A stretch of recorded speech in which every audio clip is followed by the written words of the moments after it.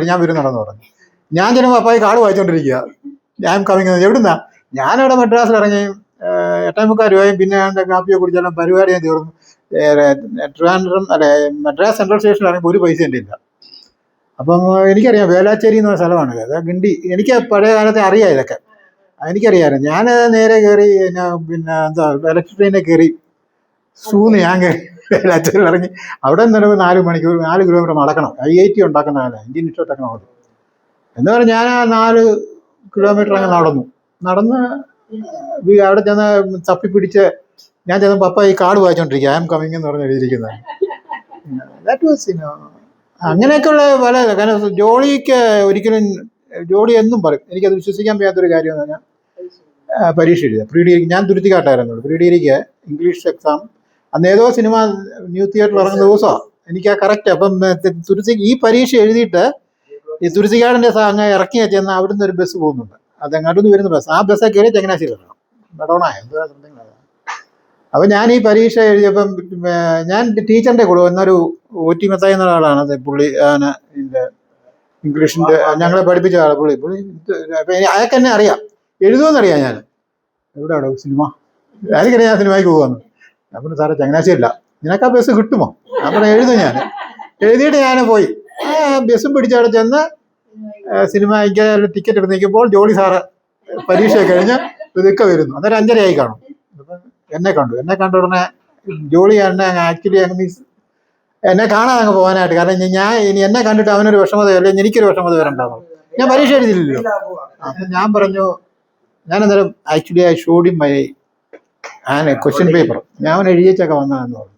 ഇപ്പം നേരെ ഞാനോട് പറഞ്ഞു, ആരോടോ പറഞ്ഞു. അത് കഴിഞ്ഞിട്ട് പിന്നെ അങ്ങനെ പരീക്ഷ എഴുതി. പിന്നെ കഴിഞ്ഞിട്ട് അവൻ ഒരിക്കലും വിശ്വസിക്കാൻ വയ്യാത്തൊരു സംഗതിയാണ്. അവസാനം എന്നോ എൻ്റെ പേപ്പർ കണ്ടു കഴിഞ്ഞപ്പോഴാണ് ഞാൻ ആ പരീക്ഷ ഒന്ന് എഴുതിയെന്നുള്ള അവന്. അന്ന് ഞാൻ പറയാനെങ്കിൽ അനുഭവമില്ല. സെക്കൻഡ് തിങ്, പിന്നെ ജോളിക്ക് വിശ്വസിക്കാൻ വയ്യാത്തൊരു കാര്യം വെച്ചാൽ ഐ വാസ് എ ഗ്രാജുവേറ്റ്. ഞാൻ ഗ്രാജുവേഷൻ എടുത്തു എന്നുള്ള കാര്യം. ഞാൻ ട്രിവാൻഡ്രത്തിന് ട്രാൻസ്ഫർ ആയിക്കുന്നത് you are so surprise, I couldn't believe the reason behind that. എൻ്റെ പ്രോഗ്രഷന് കാരണം വെച്ചാൽ ഷോർട്ട് ഹാൻഡ് പഠിക്കണമെങ്കിൽ ഒരു 3-4 കൊല്ലം എല്ലാവരും പഠിക്കും. ഇംഗ്ലീഷ് അറിയാൻ വയ്യാത്തവരെ ഷോർട്ട് ഹാൻഡ് പഠിക്കാൻ പോകുന്നത്. അവരൊരു കാലത്ത് ഷോർട്ട് ഹാൻഡ് എടുത്തില്ല. അപ്പോൾ ഐപ്പ് സാർ എന്ന ആളാണ് പഠിപ്പിക്കുന്നത്. 30 ചാപ്റ്റേഴ്സ് 30 ഡേയ്സ് കൊണ്ട് ഫിനിഷ് ചെയ്ത്. ഞാൻ ഇയാളുടെ ജീവിതത്തിൽ ഇങ്ങനെ അയാൾ എല്ലാവരും പറയും, ഞാൻ ഇങ്ങനെ ആളെ പഠിപ്പിച്ചു വിട്ടിട്ടുണ്ട്. 30 ദിവസം ഷോർട്ട് ഹാൻഡ് എഴുതി കഴിഞ്ഞു. 30 ദിവസം പഠിപ്പിച്ചു വിടാം. നിന്നെയൊക്കെ 4 കൊല്ലം പഠിപ്പിച്ച് നീ ഇന്നും എഴുതുന്നില്ലല്ലോ എന്ന് പറയാമായിരുന്നു. ഇയാൾക്ക് എന്നെ അങ്ങ് ഭയങ്കര അയാളെല്ലാവരും പോയി പറയുമായിരുന്നു, ഇങ്ങനെ മനുഷ്യനെ ചെറുപ്പക്കാരന്. അവസാനം ഈ പറഞ്ഞുകൊണ്ടിരിക്കുന്ന ഇടയ്ക്ക് ഞാൻ ജോലി കിട്ടിയ ISRO ട്രാൻസ്ഫർ ആയി. ഞാൻ വിളിച്ച് സാറിനെ കളഞ്ഞു. സാറേ ഞാൻ എന്നോട് പറഞ്ഞു, എവിടാ ചോദിച്ചു. അവൻ ISRO ഇല്ലാന്ന്. ISRO അറിയാം, സ്റ്റെനോഗ്രാഫർ ചെയ്ത്. I M A stenographer. I M A very senior stenographer. എന്നാ സ്പീഡുണ്ട്. ഞാൻ പറഞ്ഞു 200 സാർ പറഞ്ഞാൽ ഇപ്പോൾ എഴുതാനാണ്. ഇയാളങ്ങനെ വണ്ടടിച്ചു. ഈ കുട്ടൻ ബില്ല് അതിനോട്ട് ഞാൻ അപ്പം അഹമ്മദാബാദിൽ ആ ഒരു പ്രീ ഡിഗ്രി കഴിഞ്ഞിട്ട് ഞാൻ തോറ്റുപോയി. പരീക്ഷ എഴുതുന്നത് ഇംഗ്ലീഷിനല്ല എഴുതിയുള്ളൂ, മറ്റേതൊന്നും എഴുതിയില്ല, പ്രാക്ടിക്കലൊന്നുമില്ല.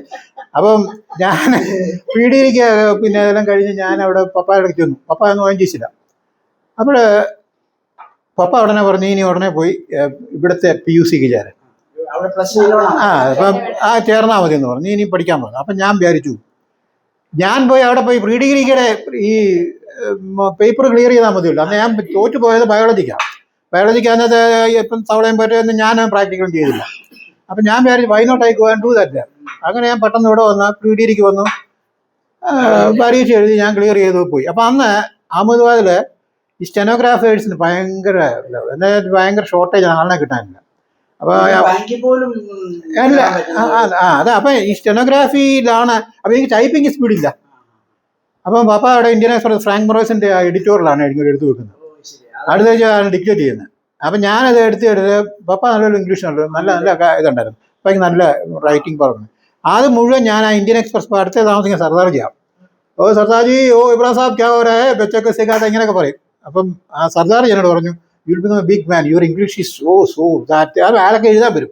ഈ റെയിൽവേയിലായിരുന്നു. അപ്പോൾ എന്തെങ്കിലുമൊക്കെ എഴുതാനായിട്ട് എൻ്റെ അടുക്ക് വന്ന് പറഞ്ഞാൽ ഞാൻ എഴുതി കൊടുക്കും, ടൈപ്പ് ചെയ്യും. ഞാൻ പെട്ടെന്ന് ടൈപ്പ് ചെയ്യും. അന്ന് സ്പീഡൊക്കെ ആയി.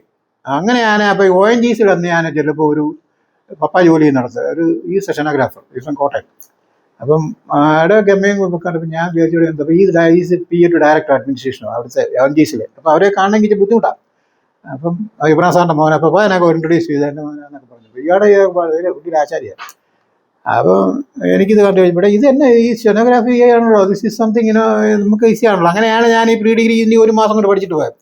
ഞാൻ അവിടെ ചെന്നതിനോ അഹമ്മദാബാദ് ചെയ്ത് ഫോർമിഡബിൾ ഫോറാൻഡായിരുന്നു. ഒരു മനുഷ്യൻ ഇൻ്റർവ്യൂ പോലും വരത്തില്ലായിരുന്നു ഞാനുണ്ടെന്ന് പറഞ്ഞാൽ. അങ്ങനെ ഞാനവിടെ ജോലി ചെയ്ത സ്ഥലങ്ങളൊന്നുമില്ല അഹമ്മദാബാദിൽ.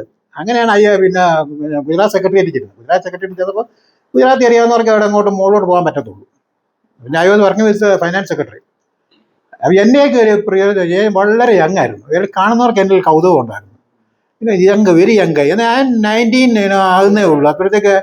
അപ്പം അങ്ങനെയാണ് ഞാൻ PR-ൽ ചെല്ലുന്നത്. PR-ൽ I was working dean professor Pandya. അപ്പോൾ പാണ്ഡ്യ എന്നോട് ഇപ്പം he is a good writer, നല്ല നല്ല അവർക്ക് സയൻറ്റിസ്റ്റുകളാണ്. അവരൊക്കെ ഇപ്പോൾ എനിക്കിതൊക്കെ പിടികിട്ടത്തില്ല. ഷോർട്ട് ഹാൻഡിൽ ഇംഗ്ലീഷിൻ്റെ ഇതുണ്ടെങ്കിൽ ഇങ്ങനെയുള്ള വേർഡ്സ് ഒക്കെ വന്നു കഴിഞ്ഞാൽ അതൊക്കെ വരുമ്പോഴൊന്നും, പക്ഷെ അതൊക്കെ മാസ്റ്റർ ചെയ്തത്. അങ്ങനെ പിന്നെ ഇമ്മീഡിയറ്റ്ലി ഞാൻ ചെന്ന് ജോയിൻ ചെയ്തു. 3 മാസത്തിനകം അവിടുത്തെ എക്സാം ഞാൻ സീനിയർ സ്റ്റെനോഗ്രാഫർ പോയി. സീനിയർ സ്റ്റെനോഗ്രാഫർ PS അവർ ഇച്ചിരി താരത്തിന് സാരാഭായുടെ ഓഫീസിൽ എന്നെ ചെയ്തത്. സാരാഭായ് എന്നെ വിളിക്കാൻ ഞാനൊന്നും ഓർക്കുന്നു. Sarabhai very simple people. അങ്ങനെയാണ് ഡയറക്ടർ അഡ്മിനിസ്ട്രേഷൻ്റെ മരിച്ചു. അല്ലല്ല, അത് ഹോമി ബാബായ. ഇത് പുള്ളി അറ്റാക്ക് വന്നു മരിക്കുകയായിരുന്നു. അന്ന് അങ്ങനെ പിന്നെ ട്രാൻസ്ഫർ ആയി. പിന്നെ ഐ വാസ് ഡയറക്ടർ അഡ്മിനിസ്ട്രേഷൻ. മല്ലിക സാരാഭായ് ഞങ്ങളുടെ ക്ലാസ്മേറ്റ്സാണ്. മല്ലിക സാരാഭായ് ഡൂയിങ് ഞാൻ BA-ക്ക് ഞങ്ങളുടെ സെൻറ്റ് സേവിയേഴ്സിൽ പരീക്ഷ എഴുതുമ്പോൾ she was in the front seat. അവരൊക്കെ വലിയ പാലക്കാരെ വലിയ അതൊക്കെ വലിയ ആനാണത്. Then she was in IIM Ahmedabad. പിന്നെ മൃണാളിനി സാരാഭായ് എനിക്ക് നല്ലോണം അറിയായിരുന്നു. അന്നേക്ക് ഈ സ്റ്റെനോഗ്രാഫി ഇപ്പോൾ പേഴ്സണൽ ലൈസൻസ് കിട്ടാനൊക്കെ അപ്പം മൃണാളിനി സാരാഭായ്ക്ക് ഒരു താല്പര്യം ഉണ്ടായിരുന്നു. അവിടെ ഈ പിന്നെ സാരാഭായുടെ അന്നത്തെ പേര് ഒരു ഭാര്യകളാണ്.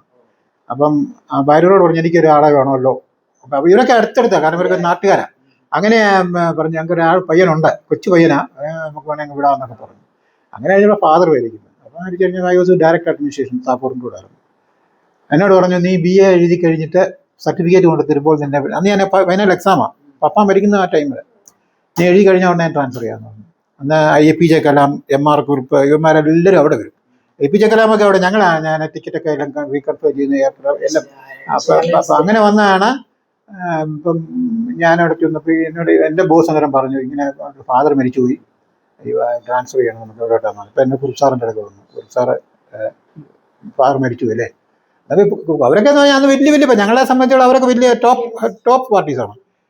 ഓക്കെ താൻ പോരെ, ഇങ്ങനെയാണ് പറഞ്ഞത്, പോരെ ട്രിവാൻഡ്രത്ത്. അപ്പോൾ പിറ്റേ ദിവസം ഓർഡർ അടിച്ചു. അവിടെ ചെന്നപ്പോൾ അവിടെ സീറ്റ് പോലും ഇല്ല, ചുമ്മാ. അപ്പം ഞാൻ ചൂടനോ, വളരെ ചൂടനാണ്. അപ്പം അന്നത്തെ കാലത്ത് 10 വയസ്സേ ഉള്ളൂ. നമ്മളെ പൊസിഷൻ നമ്മൾ അറിയിക്കാത്ത ഒരു പൊസിഷനായിരിക്കും, കാരണം അതുപോലെ ഇതാണ് എന്ന് പറഞ്ഞാൽ നമ്മൾ. അപ്പം ഞാൻ പറഞ്ഞു സാറേ ഇവിടെ ഒന്നും ഇല്ലല്ലോ. ഇവിടെ തൻ്റെ ഫാദർ മരിച്ചു പോയെന്ന് പറഞ്ഞാൽ ഇവിടെ അങ്ങോട്ട് വേക്കൻസി ഒക്കെ ഉണ്ടോ അവിടെ, ഞാൻ ഇങ്ങോട്ട് കൊണ്ടുവന്നു. അപ്പം അത്രേ ഉള്ളൂ, ഇവിടെ ഇരുന്നോളാൻ പറഞ്ഞു, ഇവിടെ ഇഷ്ടമുള്ളടത്ത് ഇരുന്നോളാൻ പറഞ്ഞു, ജോലി കാശ് വേണം. അപ്പോൾ എനിക്ക് ഫീൽ ചെയ്യാം. അപ്പം ഞാൻ അന്ന് റഷ്യൻ ലാംഗ്വേജ് പഠിച്ചാൽ എൻ്റെ അവിടെ കിട്ടുന്ന റഷ്യൻ ലാംഗ്വേജ് യൂണിവേഴ്സിറ്റിയിൽ ജോയിൻ ചെയ്തു.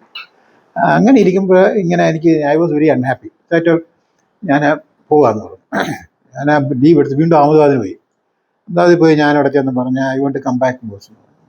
എന്നോട് അപ്പം കൃഷ്ണനെയൊക്കെ ഈയിടെ കണ്ട് ഡയറക്ടറെ ഇവിടെ വലിയ പാർട്ടീസ് അവരൊക്കെ അന്ന് ഇവിടെ ISR ഉണ്ടായിരുന്നു. ഇവിടെ വന്നായിരുന്നു, ജയലക്കമ്പി വന്നായിരുന്നു. കൃഷ്ണൻ പറഞ്ഞു താൻ വെറുതെ വിട്ടിത്തരം കാണിക്കുക, തിരുവനന്തപുരത്തല്ലേ അവിടെ കിടന്നുകൂടെ, എന്താ അങ്ങനെ ഇട്ടുവിടാന്നൊക്കെ പറഞ്ഞു. അവിടുന്ന് ഞാൻ വന്നിട്ട് പിന്നെ കുറുപ്പ് സാറിനോട് കുറുപ്പ് സാർ ഞാൻ പോവുക എന്ന് പറഞ്ഞാൽ പോയങ്ങ് 1 മാസത്തേക്ക് വരുന്നത്. അവസാനം അങ്ങനെ ഒരു കൊച്ചിൻ റിഫൈനറിയിൽ വേക്കൻസി എനിക്ക് അത് ഫീൽ ചെയ്തു. കാരണം കുറുപ്പ് സാറുമായിട്ട് ഞാനിങ്ങനെ പിണക്കൊന്നും ഇല്ലല്ലോ, ഞങ്ങളിങ്ങനെ പറയുമ്പോൾ ഈ സീനിയർക്ക് എന്നെ നല്ല ഇഷ്ടമാണൊക്കെ. അപ്പം ഞാൻ റിഫൈനറി ജോയിൻ ചെയ്യുമ്പോൾ അന്ന് അവിടെ ഇരിക്കുന്ന പേഴ്സണൽ മാനേജർ ഇവരും കുറുപ്പ് സാർ ഒരുമിച്ച് ഒരു റൂമിൽ പോകുമ്പോൾ താമസിച്ചു, അത്ര ബന്ധമുള്ളവരാണ്. അപ്പോൾ ഈ കുറുപ്പ് സാറിന് എന്നെ വേണമെങ്കിൽ എന്തെങ്കിലും വേല വെക്കാനാണ് അന്നത്തെ കാലത്ത്. പക്ഷേ ഞാനതോട് അപ്പോയിൻമെൻ്റ് ഒക്കെ എന്നോട് അന്ന് തന്നെ പറഞ്ഞു, ഇൻ്റർവ്യൂ കഴിഞ്ഞ ഉടനെ പറഞ്ഞു, ഈ BR നായർ എന്നെ വിളിച്ചു, okay you are selected, you can make arrangement for your. ഞാൻ അവിടെ വല്ല ഗമേച്ചൻ കുറുപ്പ് സാറിനോട് പറഞ്ഞു സാറേ ഞാൻ പോവാം, എനിക്ക് ജോലിയൊക്കെ കിട്ടി. എവിടെയാണ് ജോലി കിട്ടിയത്? കൊച്ചിൻ റിഫൈനറി. ഓ ഗുഡ് ഗുഡ് ഗുഡ് ഗുഡ്. അപ്പോൾ ഇയാൾ നേരെ വിളിച്ച് ഈ കുറുപ്പ് സാറിനൊക്കെ രാമകൃഷ്ണൻ അവരുടെ പേര്. അപ്പോൾ രാമകൃഷ്ണൻ ഞാൻ നിങ്ങളുടെ പയ്യനെ എടുക്കുക, ഓക്കെയാണ്. ഓ ഈസ് ഗുഡ്, നത്തിങ് ടു. അപ്പോൾ അതൊക്കെ ഇയാൾ അറിഞ്ഞു കഴിഞ്ഞു. ഞാനതൊന്നും അറിയുന്നില്ലല്ലോ, എനിക്കിതൊന്നും അറിയത്തില്ലല്ലോ. ഞാൻ അത് കഴിഞ്ഞിട്ട് ഇയാളോട് പറഞ്ഞു കഴിഞ്ഞപ്പോൾ ഇയാളൊന്നും മിണ്ടിയില്ല. അത് കഴിഞ്ഞ് പിന്നെ എനിക്ക് പുള്ളിക്കാർ പോകുന്നു, എന്നോട് പിന്നെ സംസാരിച്ചിരുന്നു, ഓൾ ദി ബെസ്റ്റ് എന്ന് പറഞ്ഞു. പിന്നെ ഞങ്ങളെ പുള്ളി ക്യാൻസറായിട്ട് മരിക്കുകയായിരുന്നു. ഞങ്ങൾ കല്യാണം കഴിഞ്ഞ് ഞങ്ങൾ രണ്ടുപേരും കൂടെ പുള്ളിയെ കാണാൻ ചെന്നു. റിഫൈനറിയിൽ 3 വർഷം. കോട്ടേഴ്സിലായിരുന്നു. രഞ്ജിനി അവിടെ വെച്ചുണ്ടായത്. അതിലെനിക്കൊരു എന്നാൽ കുറുപ്പ് സാറെ, പിന്നെ കുറുപ്പ് സാറിനെ ചെന്ന് കണ്ടു. ആർക്കും പ്രയോജനമില്ലായിരുന്നു, എന്നാൽ വീട്ടിലിരിക്കുക, ആരും കാണത്തില്ലെന്ന് പറഞ്ഞു. കാരണം പുള്ളിക്കൊക്കെ എല്ലാം ക്യാൻസറായിരുന്നു. ഞങ്ങൾ വലിക്കുമായിരുന്നു. ഞങ്ങൾ രണ്ടുപേരും വന്നിരിക്കുന്നു എന്ന് പറഞ്ഞു. അങ്ങനെ ഞങ്ങളുടെ കല്യാണം കഴിഞ്ഞ സമയമല്ലേ പറഞ്ഞു. ജോലിയുണ്ട്. ജോലി എന്താ ചെയ്യായിരുന്നു?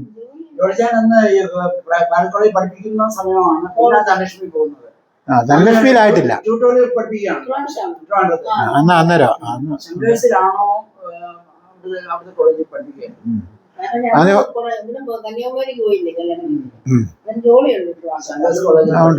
ഓക്കെ. അങ്ങനെ കണ്ടു. പിന്നെ കുറുപ്പ് സാറ് എന്നെ വിഷ് ചെയ്തു, നിനക്ക് നല്ല സക്സസ് ഉണ്ടാവും. പിന്നെ ഞങ്ങൾ രണ്ടുപേരും പോയി കണ്ടു, പുള്ളിയെ കണ്ടു.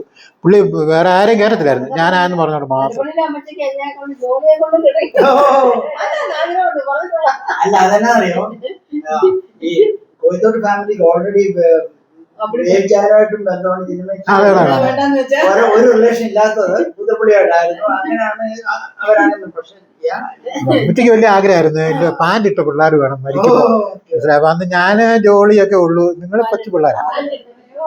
അന്നത്തെ മരിക്കുമ്പോഴേ പാൻറ് ഇട്ട പിള്ളേർ വേണം. അപ്പൊ അന്ന് ഞാനും ജോളിയേ ഉള്ളൂ പൊട്ടൻഷ്യൽ.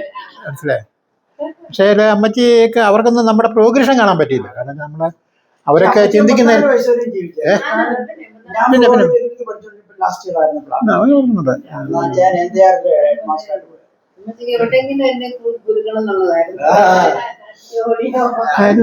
അതൊക്കെ ഒരു. പിന്നെ ജോളി ഇതുപോലെ പിന്നെ എന്താ അഹമ്മദാബാദിൽ ഇന്റർവ്യൂവിന് പോയി, ISROയ്ക്ക് പോയി. അന്ന് ഞാനായിരുന്നു വന്ന് റിഫൈനറിയിൽ. അന്നേരം കൃഷ്ണനും ഉണ്ണികൃഷ്ണനായിരുന്നു. ഞാൻ എഴുതി കൊടുത്തു. ഇപ്പം പുള്ളിക്ക് അവിടെ സയന്റിഫിക്കേഷൻ്റെ ഇതിൽ.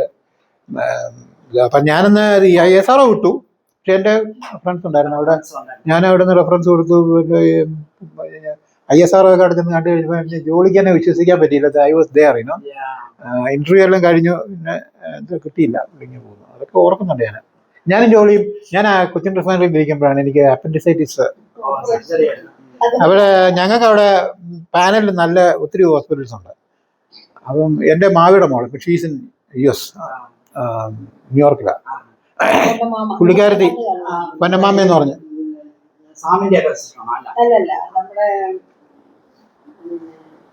കുട്ടി ഓള 85 വയസ്സൊക്കെ ആണ്. ഞങ്ങളുടെ തിരുവല്ലായിൽ ഒരു മാവി ഉണ്ടായിരുന്നു, ബേയുമ്മച്ചി എന്ന് പറഞ്ഞു.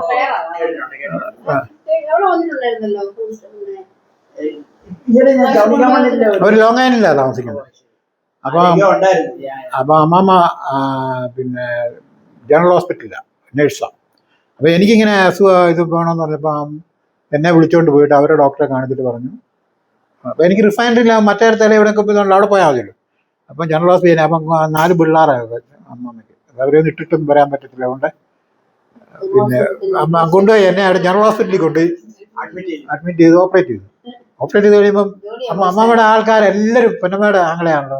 പിന്നെ വലിയ പെണ്ണുങ്ങളെല്ലാം വരും. അപ്പം ജോളിയാണ് എൻ്റെ ബൈസ്റ്റാൻഡർ. അവിടെ കിടക്കാനിരിക്കാനും സ്ഥലമില്ല. മനസ്സിലായി. ജനറൽ ഹോസ്പിറ്റലിൽ മൂട്ടയും ബഹളമാണ്.